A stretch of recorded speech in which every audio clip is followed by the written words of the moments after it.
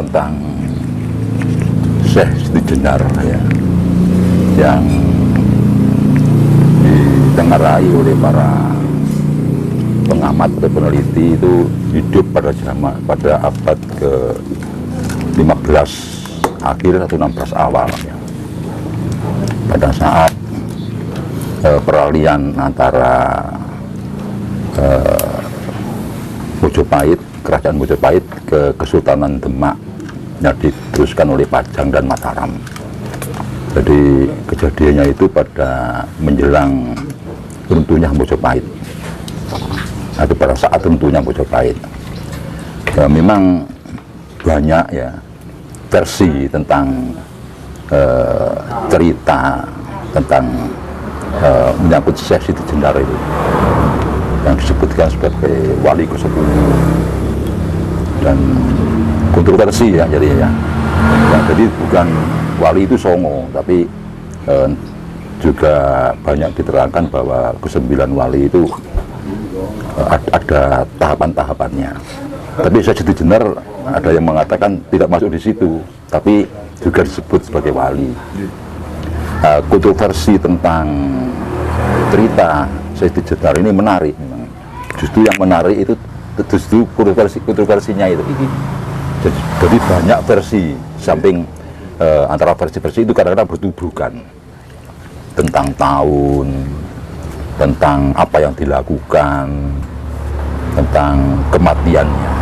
Nah, di sini yang menjadi pertanyaan, apakah Syekh Siti Jenar itu sosok sejarah atau figur sejarah, ataukah legenda atau mitos? Itu yang kadang-kadang menjadi pemikiran. Karena apa? Karena semua cerita tentang Syekh Siti Jenar itu menyangkut dari mana dia berasal, di mana beliau dilahirkan, lantas di mana aktivitasnya, sampai kematiannya. Dari cerita-cerita umum ya.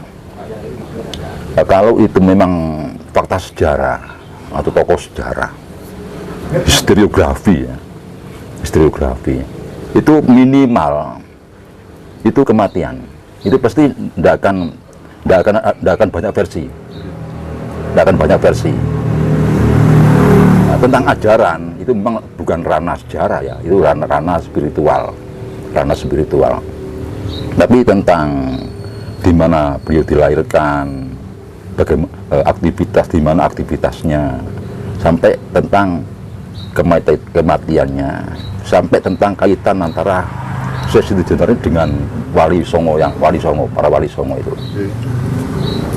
Ini bahkan kematiannya itu ada 7 versi. Kalau pernah saya baca di buku-buku, semua yang mengungkap tentang cerita Syekh Siti Jenar itu didasarkan kepada babat ya, cerita babat Cirebon, babat Demak, serat Syekh Siti Jenar, serat Wali Songo, juga dikaitkan juga dengan kitab Negara Kertabumi.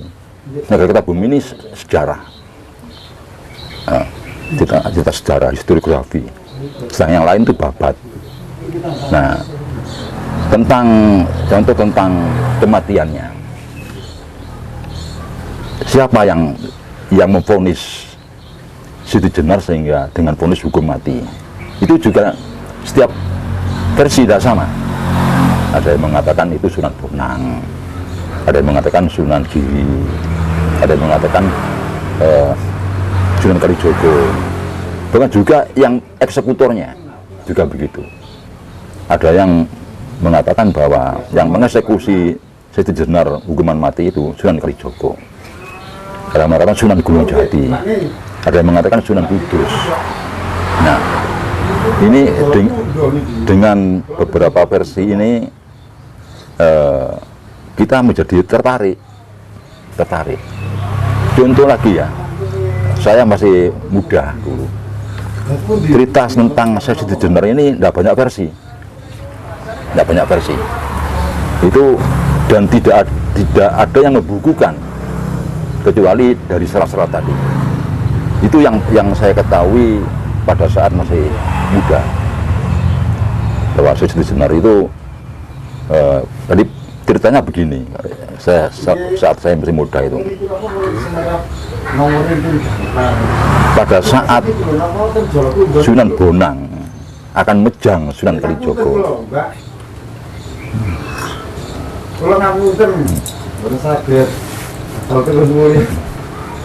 pada saat Sunan Bonang itu mejang Sunan Kalijogo, itu tidak boleh ada orang dengar, tidak boleh satupun orang mendengarkan wejangan itu, karena wejangan itu sangat rahasia. Itu yang saya kedengarkan sejak saat saya masih kecil.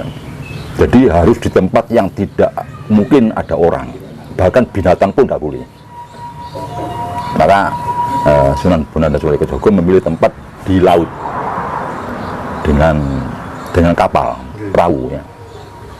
Nah, ketepatan pada waktu itu ada seorang yang ingin mendengarkan wejangan itu. Orang ini di samping cerdas juga sakti. Akhirnya orang itu mencoba untuk melakukan trik. Diam-diam perahu yang akan dipakai oleh Sunan Bonang dan Sunan Kalijogo ini dibuat bocor, dan dia menjelma menjadi cacing. Itu kisahnya ya? Iya. Akhirnya lumpur yang di mana cacing itu berada dipakai untuk nempel. Nah, setelah Sunan Bonang dan Sunan Kalijogo ke tengah lautan dan Sunan Bonang mejang Sunan Kalijogo, cacing itu dengar. Nah, akibat wejangan itu cacing berubah menjadi manusia. Dia kembali. Ada juga yang mengatakan atas sabdo Sunan Bonang, cacing itu kembali jadi manusia. Ada juga yang mengatakan bahwa itu cacing beneran, tapi karena mendengarkan wejangan Sunan Bonang dan disabdo Sunan Bonang sehingga menjadi manusia. Nah, ada lagi versi yang mengatakan bahwa sebetulnya itu bukan cacing, itu manusia biasa. Siapa tukang perahu itu? Nah, tukang perahu ini dianggap orang yang bodoh, tidak mungkin dia paham. Tapi tidak tahunya tukang perahu ini orang cerdas, orang mempunyai daya lindungi, sehingga mendengar ajaran Sunan Bonang kepada Sunan Kalijogo ini. Maka setelah dipelajari, jadi dia seorang wali. Itu waktu saya masih muda itu ceritanya. Iya, betul. Lantas difilmkan. Lantas muncul film. Nah, film itu, waktu itu rame. Itu masih ramai-ramainya biskup ya. Ada film Wali Songo, ada film Syekh Siti Jenar, Sunan Kalijogo. Nah, di sini rupanya si penasehat bidang agama ini bukan orang sembarangan. Ini masih keluarganya Gus Dur. Jadi ini cukup hati-hati dari si membuat film. Nah, ini kalau saya sangat seneng ya melihat lebih dari satu kali film itu. Nah, di sini cerita itu satu ya mengesankan bahwa ajaran Syekh Siti Jenar itu benar, tapi diterima oleh awam sangat berbahaya. Kenapa? Karena yang direkrut sebagai figur Syekh Siti Jenar ini bukan orang sembarangan. Retno Timur, orang gagah, ganteng dan simpatik. Begitu juga Sunan Kalijogo. Itu jadi miswar. Nah, kedua figur ini itu menarik memang dibandingkan dengan figur yang lain dari Sunan Bonang. Bahkan ada orang Nasrani yang masuk itu, yang menjadi salah satu wali di situ. Tidak salah Sunan Gunung Jati itu, atau Sunan siapa itu ada dari tapi tidak ada masalah. Nah, dari cerita ini kalau kita amati tentang penampilannya ya, tentang pemikirannya, tentang cara merekrut murid, cara mejang murid, sampai tentang kematiannya. Dan saat Syekh Siti Jenar mendengarkan putusan vonis mati, dari para wali. Apa tanggapan dan sikap Syekh Siti Jenar sampai menghadapi hukuman mati. Nah ini dalam film itu dibuat penonton ini tertarik, jadi mengundang simpati dari para penonton sikap Siti Jenar ini. Apalagi yang main Ronto Timur, demikian juga Dodi Miswar. Nah penonton ini tanda tanya. Di satu sisi, di situ diterangkan bahwa Siti Jenar ini mengajarkan ajaran sesat.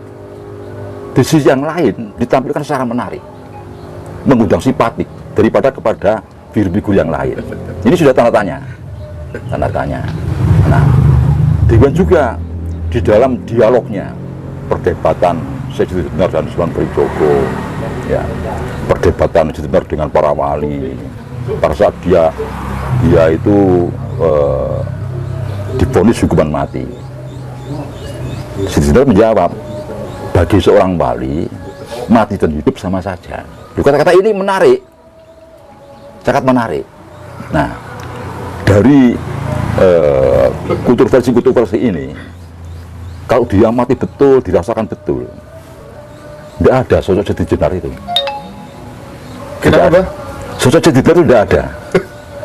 Jadi ini ajaran para wali mengemas tentang hakikat dari agama itu. Demikian para wali itu sudah mengajarkan tuntas secara syariat. Beliau juga ingin terdorong untuk kepentingan para murid, mungkin para bangsa dan sebagainya, ya, mengajar tentang hakikat. Tapi sangat hati-hati para wali ini. Ini kesepakatan dan kemungkinan karena sosok Siti Jenar ini menjadi permasalahan setelah Sunan Ampel tidak ada. Dalam film itu dinyatakan Sunan Ampel sudah wafat dan perdebatan itu terjadi pada saat haulnya Sunan Ampel dipimpin oleh Sunan Bonang. Okay. Nah ini, jadi rupanya karena Sunan Ampel itu guru besar ya dari para wali, demikian beliau wafat, beliau mencoba untuk menggabung-gabungkan ajaran dari Sunan Ampel ini tentang hakikat, tentang tasawuf, tentang filsafatnya kepada para murid-muridnya ini. Mungkin berbeda, persepsinya berbeda. Nah ini rupanya dikemas, didiskusikan bagaimana ajaran tentang hakikat, tentang tasawuf, tentang filsafat. Ini rupanya. Nah akhirnya ini terbentuklah ajaran itu. Tapi di sini para wali juga khawatir ajaran ini benar, cuma sangat berbahaya bagi orang awam. Sangat berbahaya kalau tidak ada yang menuntun, mursyid yang mumpuni. Kalau salah langkah, ini jangan berbahaya. Nah, sehingga ajaran menjadi kontroversi. Di satu sisi diajarkan, di sisi yang lain berbahaya. Nah ini terus diciptakanlah sosok yang namanya Syekh Siti Jenar. Jadi diciptakan jadi sosok fiktif ini. Oleh karena itu tidak ada satu sejarah ya, tokoh yang terkenal matinya itu banyak versi. Itu rupanya tidak masuk akal. Loh, kalau Iya, Pak. kelahiran itu pantas, di mana dilahirkan. Nah, Bung Karno aja sampai sekarang ada yang di Blitar, di Surabaya, ada yang di mana di Tuban, ya kan gitu kan. Ada di Jombang. Nah, tapi kalau kematian jelas. Ini enggak, justru kematiannya itu waduh 7 versi. Ini. Nah, dari sini kelihatan bahwa rupanya ini fiktif ya. Tapi nah, para wali ingin mengajarkan kepada masyarakat tentang hakikat. Nah, tapi para wali sudah berpesan hati-hati, ekstra hati-hati, jangan sampai keliru, jangan sampai salah. Dan setiap orang